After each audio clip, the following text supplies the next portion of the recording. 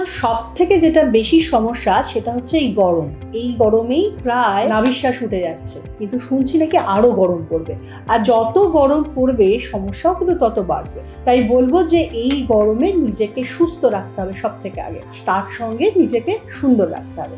সুস্থ রাখার জন্য কয়েকটা নিয়ম আমি তোমাদের বলি, যার মধ্যে অনেকগুলো নিয়ম হয়তো তোমরা নিজেরাই হয়তো মেনটেন করছো। যেমন প্রচুর পরিমাণে জল খাওয়া, এটা তোমরা সবাই হয়তো করছো বা করো, কিন্তু তার সঙ্গে যদি একটু জলীয় ধরনের ফ্রুটস গুলো খাও সেটা কিন্তু ভীষণ ভালো থাকবে পেট এবং তার সঙ্গে শরীর। যেসব ফলের মধ্যে জলের ভাগটা অনেক বেশি থাকে, জানো তো তরমুজের মধ্যে প্রায় 85% জল থাকে, তো তরমুজ খেলে কিন্তু ভীষণ ভালো।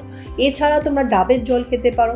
নিয়মিত যে কোনো একটা হাতের সামনে পাও সেটা খেলেই যথেষ্ট। এটা নয় যে এটাই খেতে হবে, ওই ফলটাই খেতে হবে, এরকম কোনো ব্যাপার নেই। ধরো তুমি ডাব খাচ্ছ বা শশা খাচ্ছ, যে কোনো একটা, তার থেকে অল্প একটু জিনিস রেখে দাও, শরীরে লাগিয়ে ফেলো।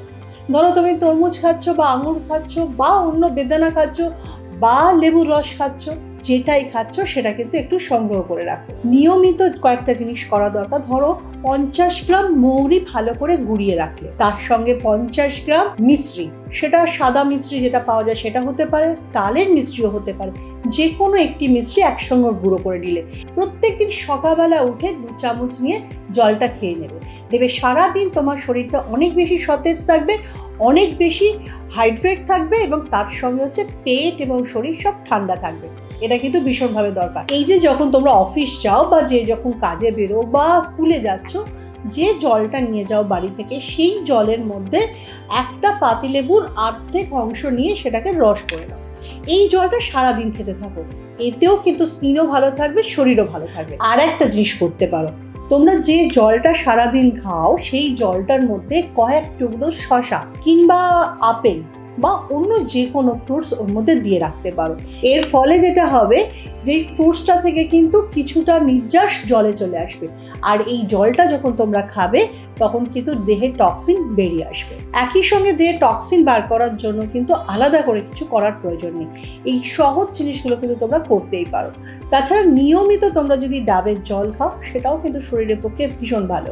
এছাড়াও দুপুরের দিকে কখনো কখনো জাস্ট একটু লেবু চিনির জলও কিন্তু খেতে পারো, এতে কিন্তু শরীর যেমন ঠান্ডা থাকে, স্কিনও কিন্তু ভালো হয়। আরও 2-1টা জিনিস তোমরা নিজেরাই জানো, যেমন পুদিনা। পুদিনা ভীষণ একটা ঠান্ডা জিনিস, এই গরমকালে কিন্তু খাওয়াটা ভীষণ ইম্পর্টেন্ট।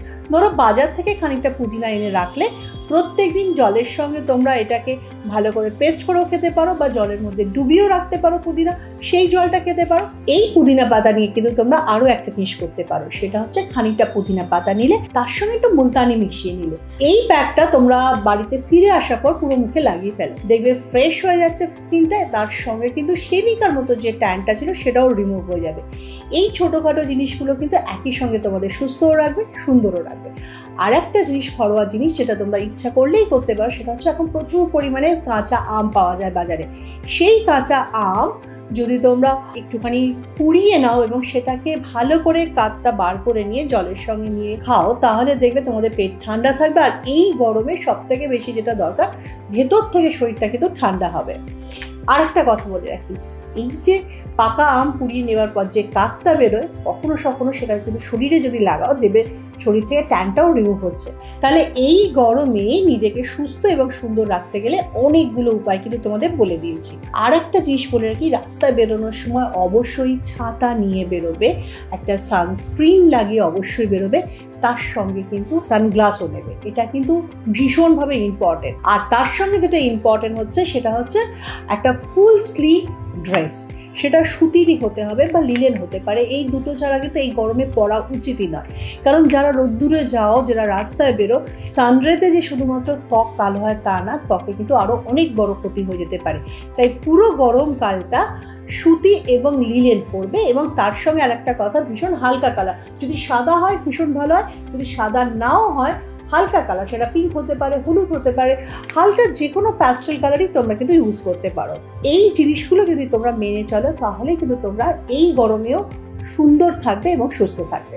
আমার মনে হয় তোমাদের এইগুলোর মধ্যে অনেকগুলো জিনিসই তোমরা নিজেরা জানো, কিন্তু আজ করবো কাল করবো এটা ভেবে হয়তো সবগুলো করা হয় না, কিন্তু একটা একটা করে শুরু করে দাও। আর কারণ এই গরমকালে এই তাপের মধ্যে সবাইকেই রাস্তায় বেরোতে হবে, কাজ করতে হবে এবং সুস্থ থাকতে হবে। এই গরমে কিভাবে তোমরা নিজেকে মেনটেন করছো সে কথাও জানাবে, আর অন্য বন্ধুদেরকেও শেয়ার করবে। এর সঙ্গে আরও একটা কথা বলি, সেটা হচ্ছে পরের দিন আসবো গরমে অন্যান্য যে সমস্যাগুলো আমাদের হয় সেই সমস্যার হাত থেকে নিজেকে কি করে বাঁচাবে। আর সেই জন্য এই চ্যানেলটাকে লাইক করতে হবে, সাবস্ক্রাইব করতে হবে, আর বেল আইকনটাকে ক্লিক করতে হবে। তবে আজ যাই, পরের দিন আসবো নতুন কোনো ভিডিও নিয়ে।